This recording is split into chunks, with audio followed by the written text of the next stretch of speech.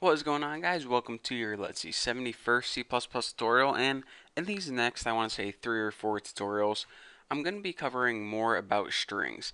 Now, I know that I touched a little bit about strings, and we've actually been using strings this whole series, but I want to talk to you guys specifically about the string class. Now, the cool thing about these next couple tutorials is there aren't a lot of confusing concepts that you guys need to understand, but the string class gives us a bunch of functions that, well, let me tell you guys this. Whenever you're building a program and you don't know how to do something, that you usually want to look it up in the documentation, and if there's, an advanced function in order to do something, it'll tell you how to do it. But some functions, like how to print stuff out on the screen, are essential to have in your memory. And a lot of those functions that are essential to have in your memory are a lot of the string functions. So this is stuff that whenever you're programming, you shouldn't have to look up. So in these next couple tutorials, I'm going to be teaching you guys the core string functions. So the good thing is they aren't confusing. They take like a minute each to learn. The sucky thing is that we do, in fact, need to learn these because if you don't know them, if you do know them, it's just going to make programming a whole lot easier. So the first thing I want to clear up is probably something I should have touched on a long time ago, and that's also something that kind of confuses you guys whenever I was working with files. You guys didn't really understand that whenever I came to, a white space, that whenever I was like reading data in from a file, then it automatically quit reading it in. And let me explain to you guys what I'm talking about. Say, whoa, easy caps locks. Hold on, got cough. Oh, there we go. Got some milkshake from McDonald's in my throat. So say we have a string called Bucky, and we want to, fill in the string with the user's data. Whatever the user enters from the keyboard, we want to store in this variable called Bucky. So we use the CIN, and whatever they enter is going to be stored in a variable called Bucky.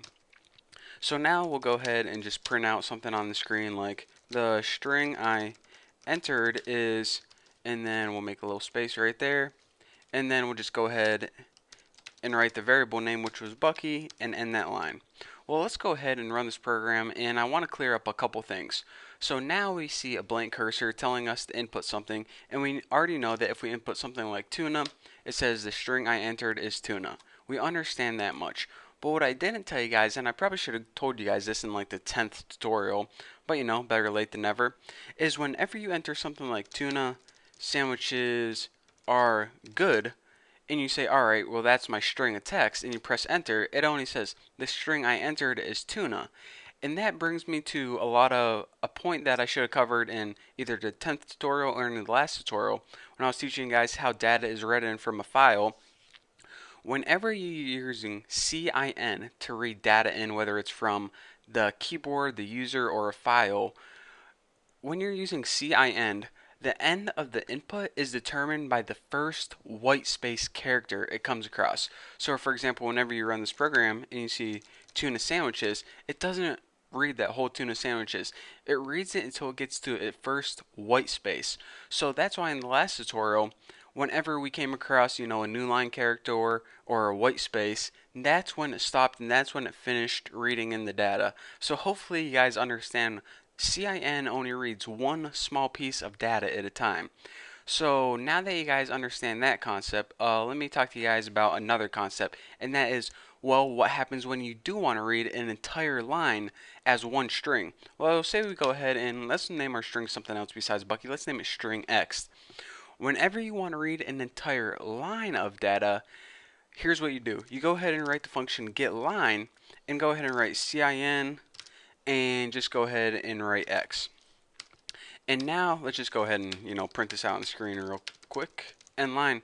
And now what getLine does is, instead of the end of input being determined by a white space character like a space, the end of the input is determined by a new line character. So getLine is going to wait till we have a new line. In other words, when we're working with CIN, which means input from the keyboard, it's going to wait until we press enter, or basically when we're done typing text on the line. So now when we put tuna sandwiches are good and press enter, it's going to output tuna sandwiches are good. And this entire thing is the string that's going to be stored in X.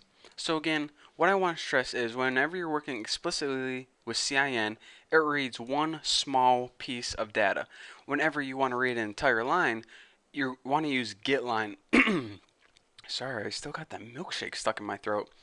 So that is the difference between cin and getLine, and how the end of the input is determined by a white space or a new line character. So that's not only going to help you a lot when getting information from the user, but also whenever you're working with files, that's how it read the information. I probably should have told you guys that before, but hey, like I said, better late than never. There you go. Okay, let's slow down for a second, Bucky, and gather your thoughts. And alright, I'm good to go now. So now I want to talk to you guys about additional ways to create and copy strings. So aside from having, string Bucky equals yada yada, oops, yada yada yada, and while this is valid and this is the way we created strings before, I want to tell you guys about an additional way to create strings from the string class. Say we want to create a string named S1. We can go ahead and pass it in a constructor of a string like hamster, just like that. And now hamster is going to be equal to S1. Again, like I said, just two different ways of doing the same thing. But why do we need to know this? Because whenever we're working at a company and someone creates a string this way, we don't, think it's something totally different or some class that they made up. We know that, don't freak out. It's just the same way of creating a string. So if we want to create a blank string, we can do something like this. And let me go ahead and create another blank string because I'm going to be showing you guys an example later on. So anytime you want to copy a string, you can do so in one of two ways. The first way, which you guys probably could guess, is you can set string 2 equal to string 1, which is hamster. Now this is a valid way of copying a string, but some people also want to use a function from the string class, and that's called assign. Now assign isn't really a good word. They probably should have just named it copy, but it does the exact same thing. In that, say you want to have S3 and you want to have this, actually, we have it right there. It already pops up for us. Assign string 1. These two, with the exception of being string 2 and string 3, these do the identical thing. Each of these functions copy this string to this variable right here. So again, just to prove it to you guys, let me just print out all these on the screen. We'll print out S1, S2, and S3, and just go ahead and end that line. And whenever we print it out, we can see that all these things, hamster, hamster, hamster, do the exact same thing. So again, what this line of code does is it's just an additional way where we can go through the string class and we can create a string using the constructor. And what this does right here, this assign, is basically an alternative to copying strings. So with that being said, I want to talk about one last thing, and hey, I guess I can. Okay, the last thing I want to talk about in this tutorial, and I'm probably going to go over 10 minutes, and I hate making videos over 10 minutes, but I'll do it, is strings are arrays of characters. They're not like arrays of characters, and they're not similar to arrays of characters. Strings are indeed arrays of characters. So let me go ahead and make a string called S1, and I'll set it equal to OMG WTF barbecue. Good enough. So now I want to stress that anything you can do to an array, you can do to a string. So let's go ahead and see out something like S1 and say we wanted to output one of these characters. And these characters are elements in the string 0, 1, 2, 3. So this W is S1, 3. Well, in addition to having the explicit index, the string class also has an at method to say, alright, if we put 3 right there, it's going to look in the third element in the array and it's going to find what character is at that location. So it's a little easier to tell to someone who's like just learning programming. Using the at function is a little easier to see than using the array indexes right there. So let's just go ahead and end that line and print it out, and whenever we print it out we can see that we indeed get a W. So the point of this lesson is I want to stress to you guys that strings are arrays of characters. And one other cool thing I might as well teach you guys while I have the time is, just like an array where we can loop through it and print out each one of its indexes, we can also loop through a string. So let me go ahead and put int x equals 0, and in order to get the length of a string, it has built-in length function. So we'll put x is less than what's my string name, s1 dot length with no parameters, and we'll just loop through them one at a time using x++. So now what we need to do is just print out on the screen s1.at, and as a parameter we can just go ahead and type in x, because what x is going to do is it's going to say, alright, it's going to start at 0. Remember, this is the 0th element in the array, and it's going to count the length of the string, and it's going to loop basically from the beginning till the end. And the x is going to go 0, 1, 2, 3, 4, all the way until it reaches this last element. So that way, whenever we pass x into the parameter for at, instead of printing just one character, it's going to print the entire string.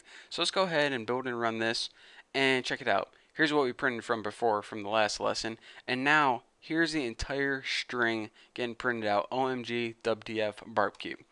So those are some simple string functions. Like I said before, none of these are gonna, twist your brain like polymorphism or maybe working with files are, but there's some core functions that we need to learn, especially the at, the length. Those are two string functions that you're gonna see a lot whenever you're working for a company. Hopefully you're watching this tutorials in the hopes of, getting a job, or at least working with other people on a game project or something like that. You're going to see these functions a lot, so you need to know what they are, how they work, and also some additional ways of creating and copying strings. So now that you understand these concepts, hopefully you memorize them, embedded them in your brain. I want to tell you guys that there are a lot of different things that the string class has to offer aside from, finding the length of a string. So we're going to be covering all those core string concepts in the next couple tutorials. So have no fear, no really confusing topics for now. And I want to tell you guys that you're almost to the end of learning beginning C++. We probably only got like 20 more videos to go. So with that looking forward to, I want to say, guys, thank you for subscribing. Thank you for watching my videos. And I will see you guys in the next video.